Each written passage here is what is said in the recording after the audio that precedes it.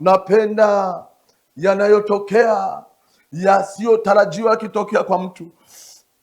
Watu wanapoanza kukutazama, wanaanza kusema hivi, huyu ni yeye yule alivyoponywa yule mtu aliyekuwa kipofu tangu kuzaliwa.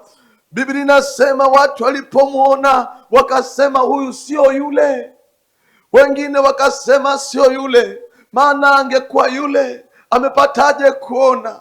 Wengine wakasema ndiye mwenyewe, lakini yeye mwenyewe akasema mimi ndiyo yule mtu. Mungu akafanye mambo kwenye maisha yako ambayo watu watakapokutazama watasema hivi, ndo yule aliyekwaga amekonda amelazwa, huyu ndiye.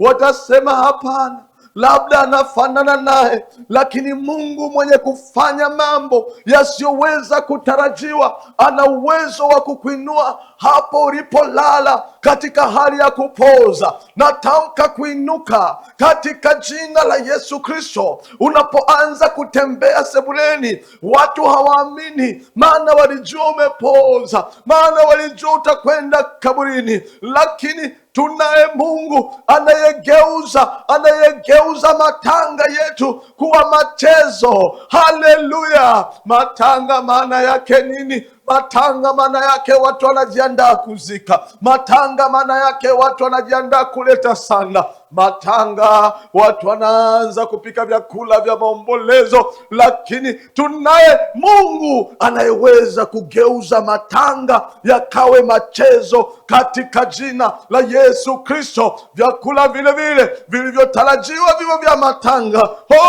vitakuwa vya sherehe. Pokea hiyo neema. Anageuza maombolezo, anageuza machozi, anageuza kilio kiwe kicheko. Huyu ni Mungu mtenda ishara na miujiza, anafanya mambo usioweza kuyatarajia. Romo seketerebo yondorimasha rapashatoria.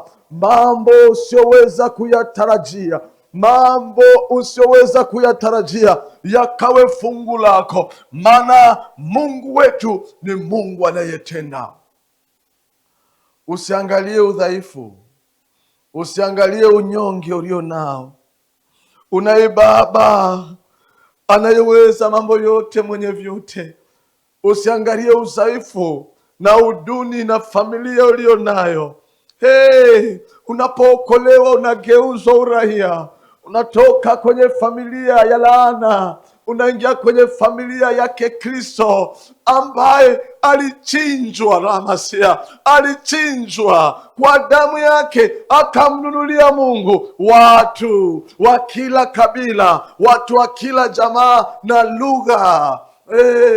Akawafanya kuwa wafalme na makuhani, nao wanamiliki katika nchi. Nisikie mtu wa Mungu, usiangalie udhaifu. Hii damu iliyomwagika msalabani ina uwezo wa kukuondolea laana zote ulizopitia, ulizotamkiwa, laana zote za ukoo. Unao uwezo, Mungu ana uwezo wa kuziondoa hizo laana.